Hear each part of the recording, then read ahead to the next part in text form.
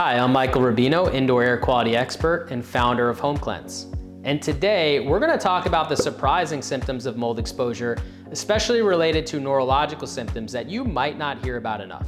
We're going to start by talking about brain fog. Now, brain fog has a lot of misconceptions. We're not talking about like you're a little foggy. We're talking about like you literally lose train of thought. We're talking about you leave your front door, you're getting in the car, you're supposed to go to the store, and as you're getting in the car, you forgot why you're even outside. This is the type of brain fog and memory loss that people experience with mold exposure that you really don't hear often enough. Another symptom that's often associated with mold exposure that people really don't understand very well is chronic fatigue. Now, chronic fatigue isn't like I'm just tired all the time.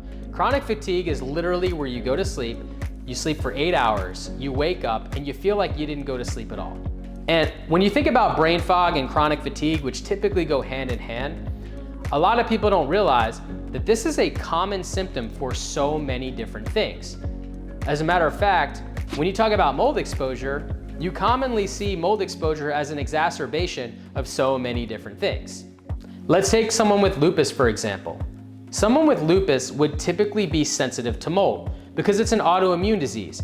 Your immune system is already weakened, bringing you into a heightened state of sensitivity, where something like mold, which also weakens your immune system, just overloads it, where you still feel the effects of the mold, where you might not feel it if you were otherwise in a normal health condition. Something else that has been really interesting to see is all the work that Dr. Dale Bredesen is doing.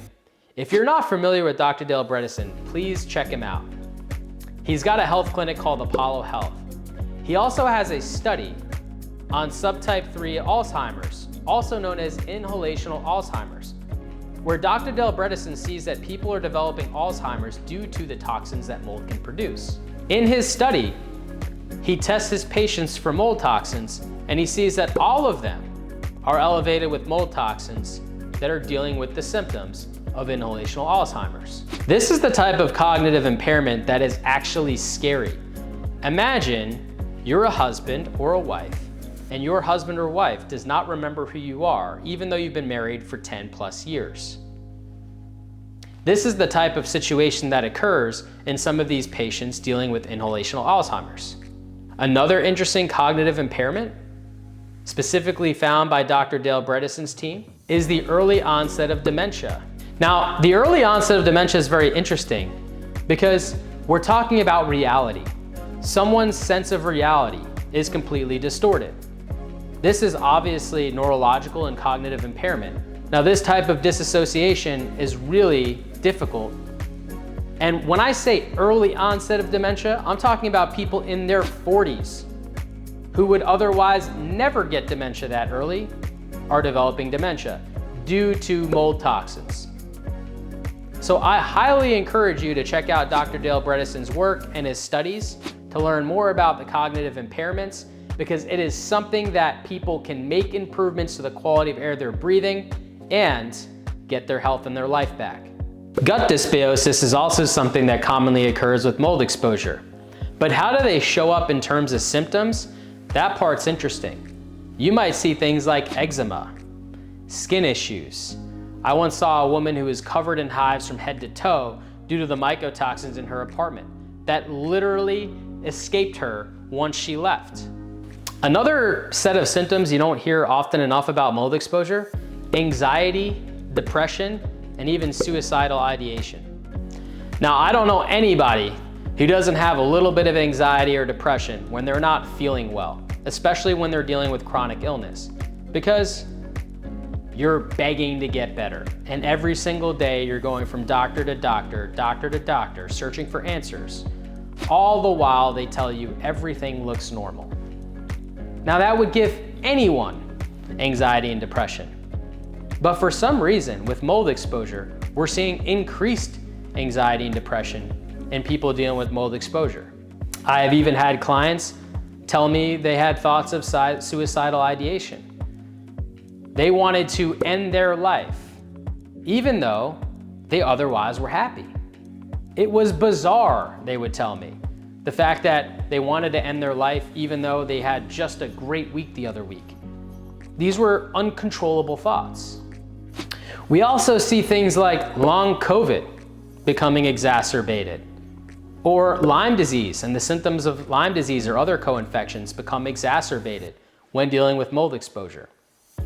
In fact, there are so many oddities when it comes to mold exposure. I personally feel like we don't have all the answers just now. We're still in the infancy of research. But I've personally seen thousands of people make miraculous recoveries just by improving the quality of air they're breathing. And it makes sense when you look at the hundreds of research papers out there and clinical studies out there that talk about the different health effects that mold exposure can have, that mycotoxins, the toxins produced by certain species of mold, can have on the human body, including cancer. An interesting study came out of the UK Cancer Research Center where they found that 10% of cancer cases are caused by air pollution. That's a remarkable number. Something that we need to do something about. There's another remarkable story that I want to share with you, and it's by a woman named Shannon. Shannon was diagnosed with POTS. Shannon was so sick she had a GJ feeding tube installed into her lower intestine to essentially give her the nutrients to keep her alive. Shannon was bedbound 95% of the time. Within 7 days of Shannon moving out of her house so that her house could be remediated, she made a remarkable recovery, removed the GJ feeding tube, and was no longer bedbound 95% of the time. As a matter of fact, this for Shannon was for the first time in 3 years she was able to hold their kids. Imagine that. Now, there is no known association between POTS and mold exposure.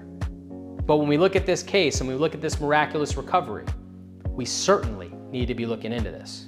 While we're still learning all the different ways that mold exposure hurts us, impacts the human body, etc., personally, I think that we need to pay more attention to air quality today.